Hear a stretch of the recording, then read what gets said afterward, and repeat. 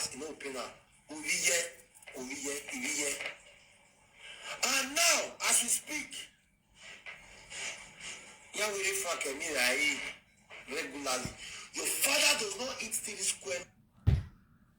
Hello my amazing people, welcome back again to our channel. Good morning, good afternoon, good evening, according to your time, according to the place where you for they see our video. So today we want to talk about Frank Victor, aka Baba with the Smile, and ENOGIE, aka the investor. I don't know what ENOGIE the investor. So today we did comment of Aproko Godfather stroke Okaegbe, where if I post ENOGIE video say ENOGIE this Guan Frank Victor. So my amazing people, we are here to talk about the issue when they are grant between Frank Victor, ENOGIE, and ENOGIE auntie. Wetin I get to talk for ENOGIE auntie say, we know say before I talk to ENOGIE auntie, we know say ENOGIE math not good for this social media. Now poison. ENOGIE math na poisonous math. Snake. That snake when go, if he bites you, now war. Now ENOGIE be in math. Now in math be for this social media. So we know as ENOGIE take they go bring people secret come out for this social media. Finally, because they see person when still do want to ENOGIE to see say whether it is sweet or it not the sweet. So before we start our topic for today, my amazing people, please, if you know say you never subscribe to this channel, not fail to subscribe on your notification bell in case whenever I drop any video, you now receive my video. God bless you, my amazing people. Let me remind you that subscription is free.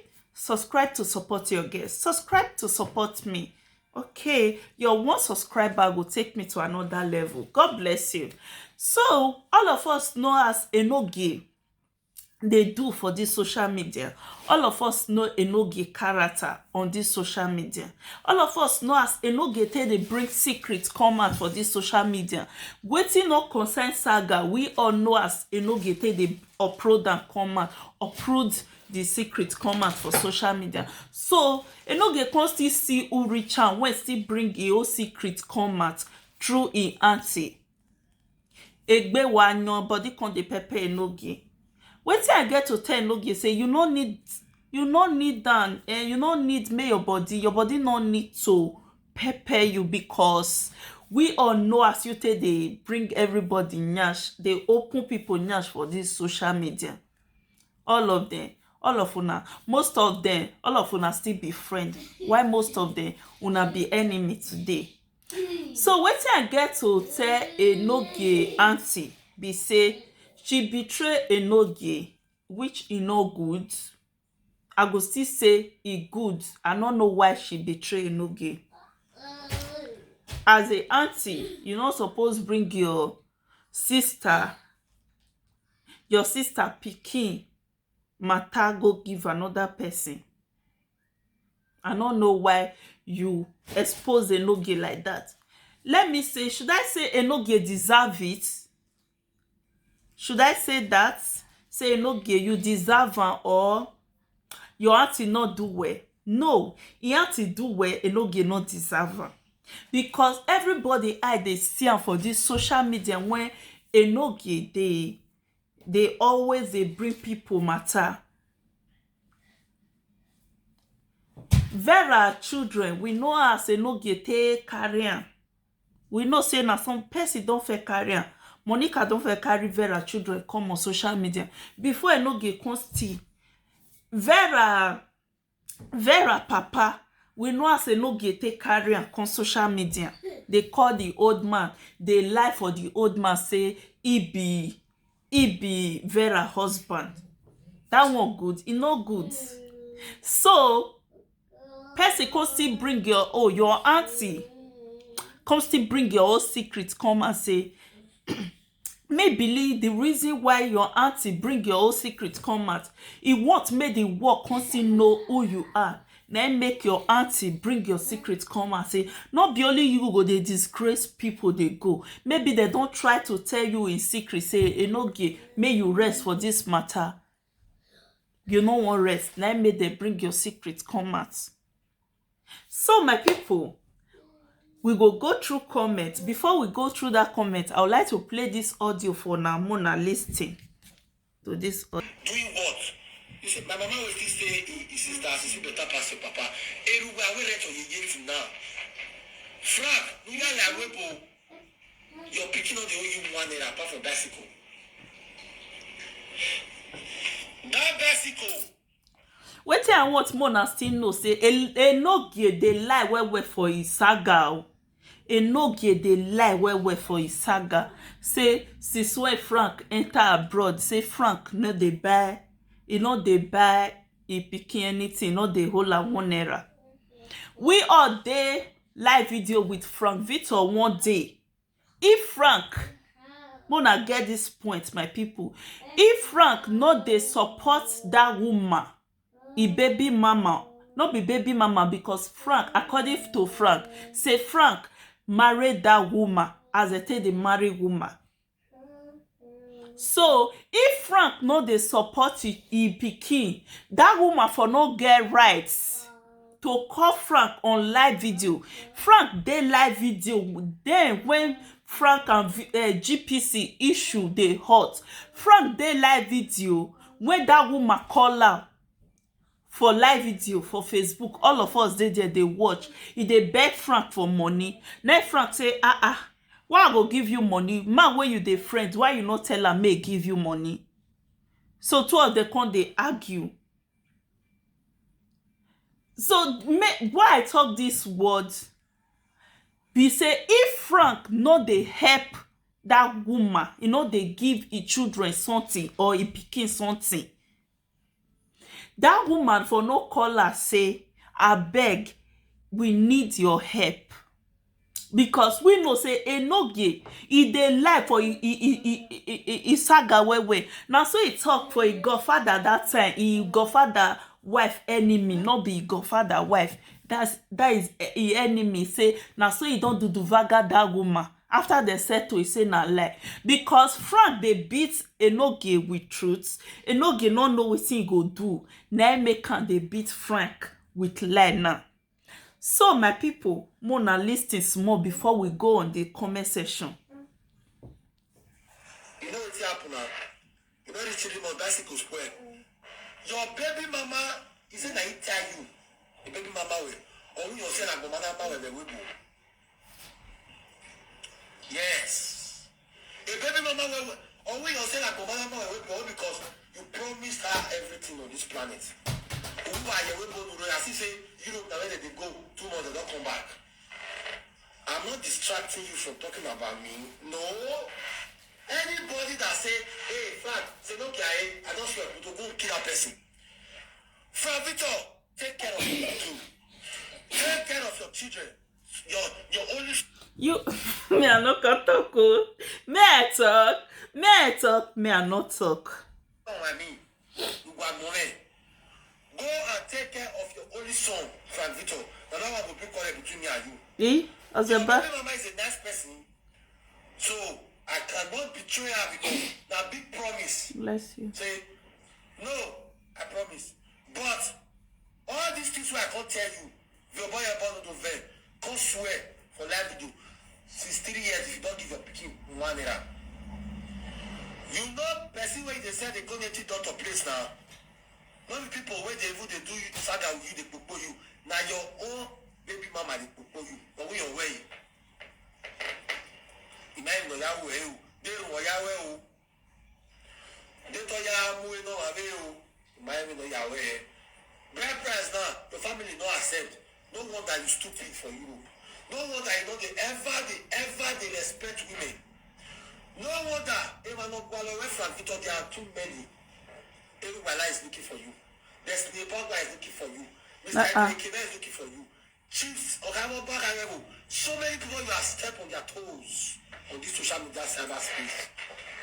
Someone has said they are not getting they fight trouble. They not get when they do people. Now so many people are looking for you. The reason why you don't go outside from your house, may you not go turn black. I said I believe. Because since you dare Europe, if you dey outside, you know you do live video. You are always after your protection, after your safety, because you know say the moment people detect and say see where you dey, you are finished. It don't be like us with the waka freely for you. Now, Frank Victor, the story where they say I can't let you know, say, if by this month ending, you don't send money, give your pikin, your son, within Nigeria, your so go and do the needful, go and beg your baby mama. You need to come on social media to apologize to that boy because it's not done anywhere. No matter how stupid you are, at least care for your pikin. Care for your pikin. See my daughters, I care about them. Forget about this my saga of pikin, but I care about them. You as a man, you should, how many fans you say people they say money? Money for waiting. Stupid people, stupid fans. Nobody has ever called you say, Frank, they will know here and mona. Which work you want work? Which school you want go? How you want to apply your life? Because you not feel blessed or you will not feel blessed. Here's what's wrong. All you do is to come on social media, ashi wele, ashago, ashi wele. ENOGIE. Now, so you ENOGIE still take the curse people now. So my people, let's go to the comment section. More hear wetin people talk for the comment section. The one wey go fit read, go read am. The one wey we not go fit read, we go leave am for God. We go leave am for una more and read am. So my amazing people, the first comment of today say, he said the best liar of the universe. That is ENOGIE. They say ENOGIE too dey lie because ENOGIE saga e dey lie well. We all know say ENOGIE dey lie for a saga well just to bolala a third person.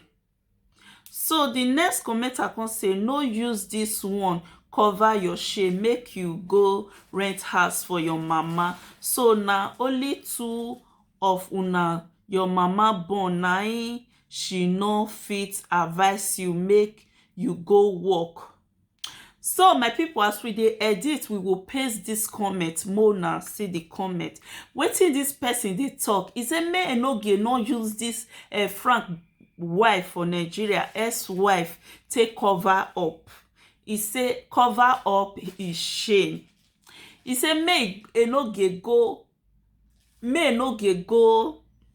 bongo, make go rent house for him mama, because may go rent house for him mama. Say whether na only two children, ENOGIE and ENOGIE mama born, na ENOGIE mama no fit advise ENOGIE may respect itself. So somebody can reply say even jama here na governor house e dey o. Even Jamie here na government house e dey o. He say even Jamie here na government house ENOGIE dey. Na so most of us for this Europe we dey government house. Even the one wey get paper, they dey government house. So as a wife get paper, he must dey government house. Wetin I no like about ENOGIE too dey lie. Otoregbe too dey lie for a saga. This one can say you dey cross which cover up. Is it a new thing for a sister to be living in her sister house? It is a normal thing, okay? So there is no shame and disgrace there. You when they write rubbish, yeah, you not even get land for Naija, not to talk of molding block to build a house. ENOGIE is far better than you. Omozwo Frank Victor, you and Frank are still no document. Una no dey shame. Una go still dey give math. Una go still dey get math. Talk to person wey better pass una. Down. Wow, I no fit laugh, yeah. This person say they very right for a sister to say stay in her sister house. Yes, it dey very right. Not be bad thing if ENOGIE mama dey sister house. Now for that sister to say, my sister, do see here when I give you rich, may you take comot for my house. E no bad. I fit get house now. I get family for Nigeria. They go stay my house. No be bad thing. No be bad thing for a sister to stay e own sister house when no get husband or when in a single mother. Talking about documents, this Europe document na lock.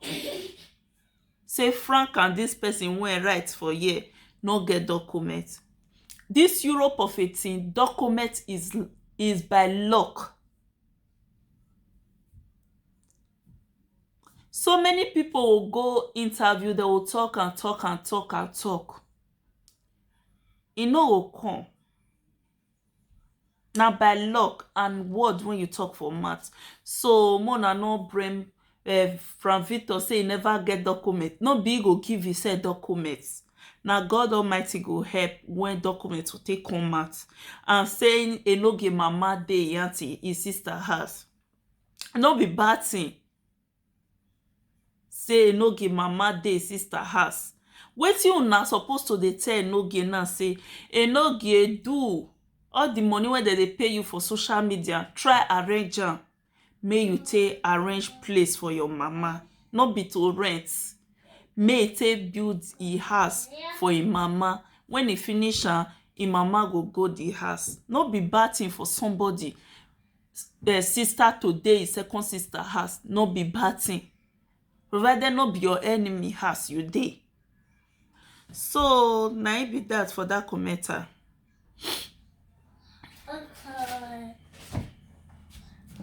I'm coming. Our next commenter say, go and rent a room and a parlor for your mother and stop being a nagging on Facebook. And the second one say, enogie, we enter house, your light too much, boo. Cover your face with shame and disgrace. Okay, nonsense. And the second one say, Richard, all for your lovely support, your amazing support. We really appreciate una love. As we dey edit to go paste the comment, Mona see the comments when we read. Okay, my amazing people. See you guys on my next video. Before I go, please, not just watch and go like that, my amazing people. Watch and also contribute on this channel by subscribing. Yeah, when you subscribe, you are contributing into my life, contributing into this channel also. Please subscribe on your notification bell in case whenever I drop any video, now will receive the notification. Bangala. God bless you, my amazing people. Let me remind you that subscription is free. Your one subscriber will help me a lot. God bless you. See you on my next video. Bye.